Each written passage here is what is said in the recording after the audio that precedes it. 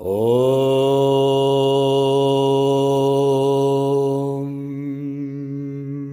Kayena vacha manasyendrayirva bhutyatmanava prakriti swabhava karomi adyat sakalam pareisma narayanayethi samarpayami Narayanayeti samarpayami.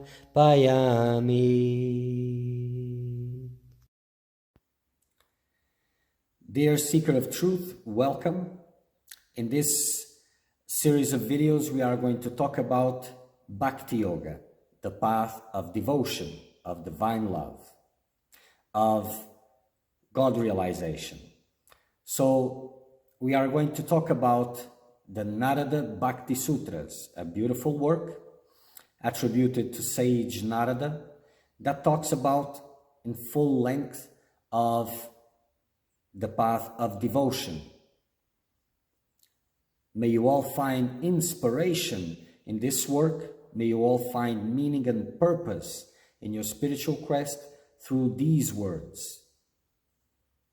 This kind of work, these words, these sutras, they bring light and they open the door to the life of the real quest for liberation.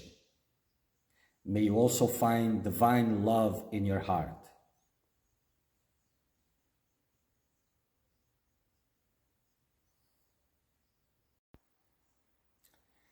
Moving on the Narada Bhakti Sutras, chapter 4, renunciation. This is a very important chapter. So, Sutra 7, Bhakti, supreme love, is not of the nature of lust, desire, because it is in the form of renunciation. So this Bhakti, this supreme love, is on the nature of renunciation, because you cannot love illusion and God at the same time. And if there's no renunciation, that means that that love for God is lustful. So in a sense, it is something to bring, to gain to the individual life. It is something to improve his life, is illusion. So the focus will not be in God himself, but in the circumstances of life. So God will become a means to improve human life, worldly life, and there is no bhakti in that. So for real bhakti to rise, renunciation has to be there. Now we're going to talk about some points of renunciation. So divine love has no element whatsoever of desire. It is clean of all desires, and you cannot maintain continuous focus in God, in the love for God, if you still have worldly desires, other desires. It doesn't matter what it is. So surrendering all to the beloved is the path. So everything, whatever you aspire, surrender to the Lord. Whatever you have, surrender to the Lord. Surrender everything. That is the path of bhakti. It's that body, that mind, those circumstances, they are all God-given. As you surrender to God's will, He will start directing you. But without surrendering, you will continue, knowingly, unknowingly, you will continue to aspire for certain things, like under the rug. And you will use, knowingly or unknowingly, your devotion towards God to feed expectations about a lot of things. And even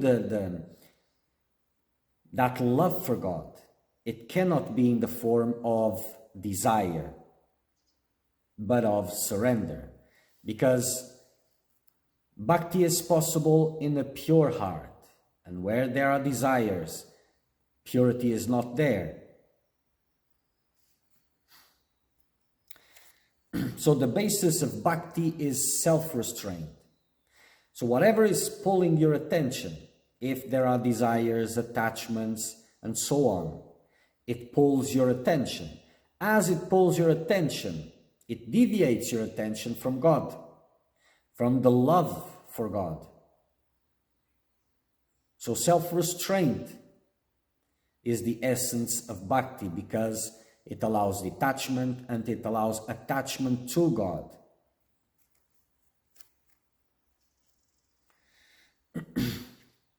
So bhakti is no worldly desire. The moment bhakti dawns, all desires disappear. Fullness will be there. The heart will be filled with divine love. And desires, they are just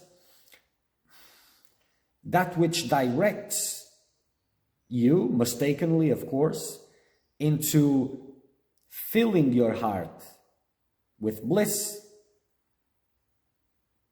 But that doesn't work. Only God is bliss. Desires have no bliss. They may have a certain amount of pleasure, but pleasure is another face of suffering. Without pleasure, there won't be any suffering. Without suffering, there won't be any pleasure. So these are forces of illusion. That need for ananda, for bliss, you can only find it in God. So the devotee doesn't expect any rewards from God. That will be time-tested, because it's impossible. You don't have that purity yet, so you'll be tested. And learning how to appreciate, to thank God for everything, knowing that He is taking care of you, despite if you're liking or disliking, if it is difficult or easy. Understand that it is for your highest good. Keep this conviction in yourself. And if there's some kind of expectations, cut them by the root. Don't let this contaminate your love for God. So the devotee loves God for God's sake, for that love only, nothing else.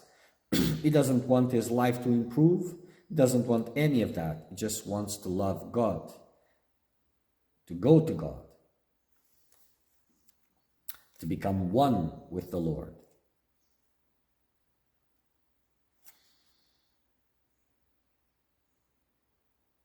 So, like it was explained, it is not on the nature of desires, because it comes with the inhibition of all desires. For bhakti to be possible, there must be purity of the heart. With desires, there's no purity of the heart. So, when you conquer desires, when you abstain from them, when you transcend them, then bhakti is possible. And it's kind of the less desires there are, the more love for God there will be. The less distractions there will be. Devotion cannot coexist with desires, not even of liberation, because it will taint devotion. And that is in human nature. As desires are there, the forces in you are working into the direction of those desires.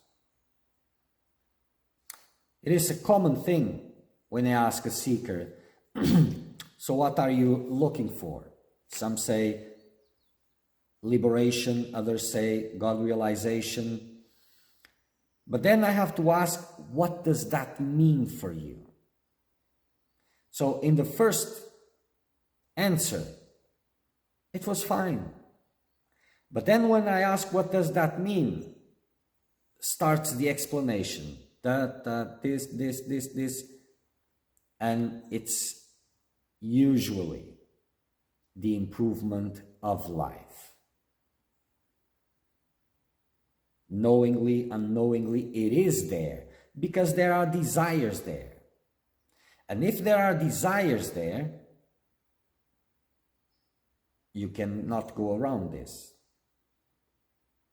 And whatever you're doing, in worldly terms, is for the realization of those desires.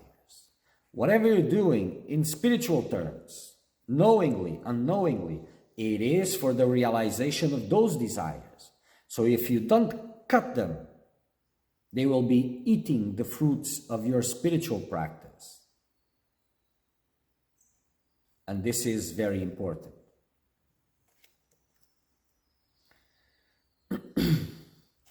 Desire obstructs the growth of devotion. This is a very important aspect.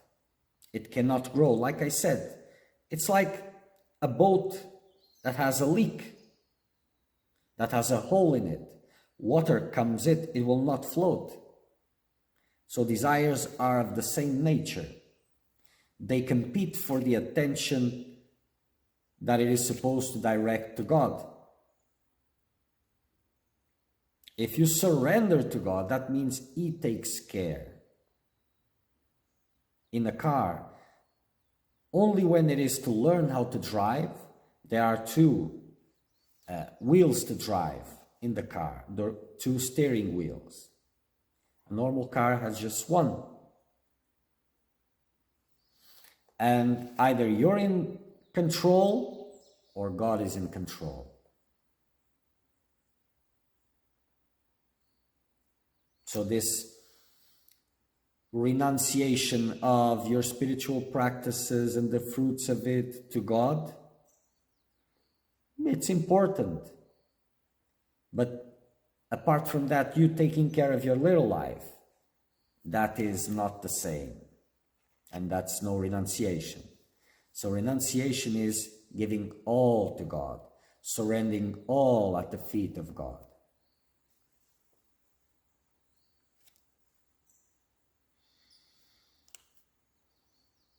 And as desires are decreasing, devotion will increase. It's like they are blocking devotion. And understand that your understanding is conditioned to where you are. And I've heard many seekers talking about their level of devotion, how much they were devoted, and then seeing all of it collapse. They didn't understand that desires were there, and eventually you're investing as desires are there. Everything is an investment, knowingly or unknowingly. And eventually frustration will come if those desires are not satisfied. So many invest in their spiritual practices. They think they are doing it for the most pure reasons. And because they think so, they do not question their own narrative.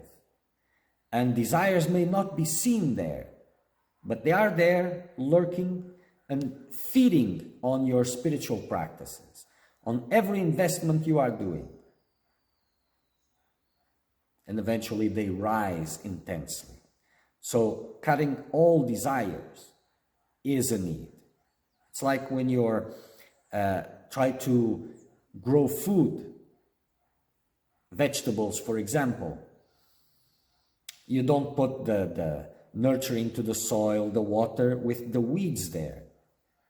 First you remove the weeds, put the good seeds, nurture the land, water the land, then it will grow. And as it is growing, you are still taking out the weeds so that it doesn't take the food out of the good plants.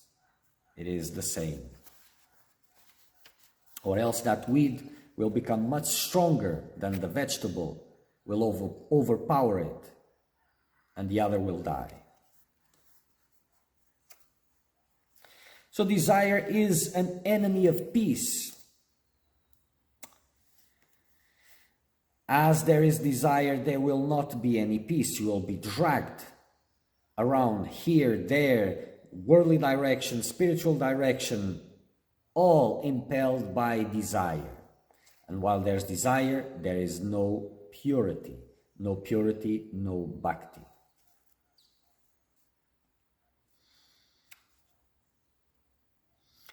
And without renunciation, that bhakti can never be cultivated in the heart.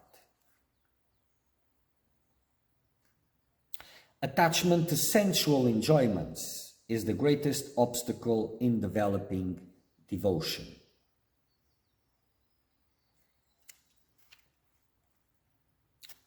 This is very important. And the devotee complains of no real progress. So those who are attached to sensual objects, they have something in common. Bhakti doesn't grow. Life of the process doesn't grow. And they have certain complaints. They may see a little bit of evolution, let's call it like this, on their practice in the beginning, but then they see no real progress. No matter how much they fight, how much they work, it seems that it's always the same, because that hole in the boat is letting the water in. The mind remains in the same state. It doesn't become more peaceful as the desires, as the attachment to sensual enjoyment is there. The mind always wanders wildly in these objects. It goes there continuously and keeps its restlessness. And interesting, desire is Maya's weapon. This is very interesting because it is the way that drags into investing in illusion, drags you to believe, because to desire something, you need to believe it is real. And if it is of the nature of the senses, well, the more easy it is to find it real. So it is Maya's weapon. There is no end to desires. They are endless because their purpose, it's not about realization, it's not about fulfillment, it's not about that. It's about distraction. Either self-realization or God-realization, which they are the same, but in this series we are talking about bhakti, so God-realization. That's the only game which is being played, none else. And either you are playing that game or getting distracted. So desires are there to distract you. So they just multiply. Whatever you have achieved now, your desires have multiplied. You already, in a lot of other fronts, tried to conquer other things. There are stories that after thousands of years, desires haven't been quenched. But these stories, to understand them, but the nature of desire is this: they are endless. They are always multiplying. Today is 1, 2, tomorrow 3. You may satisfy 1, it will create more and more and more, and it's unstoppable, unending. There's no time take care of them. And enjoying does not bring satisfactions of desire. They don't end, they just continue. So sometimes people say, oh, I have this strong desire, let me enjoy this so that I can get rid of it. It doesn't work. Maybe you have a little peace as you are enjoying that in that moment, but then it goes away. And it creates attachment, and you want more and more. There's no peace.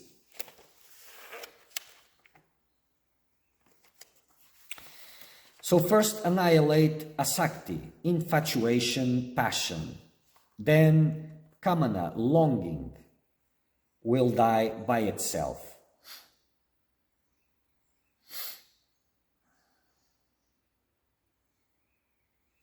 So first you have to annihilate that infatuation, that passion towards the desires. Then the longing for them, if you don't entertain it, will die on its own. Then remains Trishna, thirsting for objects. The most dangerous enemy of devotion. The mere thought of something should come to oneself. So if you observe those who are more mature in their self-observation, if you observe, sometimes it lurks there it comes in the back of the mind, that hope that certain things come to you. You may not entertain this, this active quest of certain things, but there's a hope there that certain things will come to you. And even that you're trying to cut this, you will see that it will rise. It will rise. It's like a stain in a piece of cloth, that you clean it and it comes back again. You clean it, comes back again. This is how it works. So you need to be steadfast.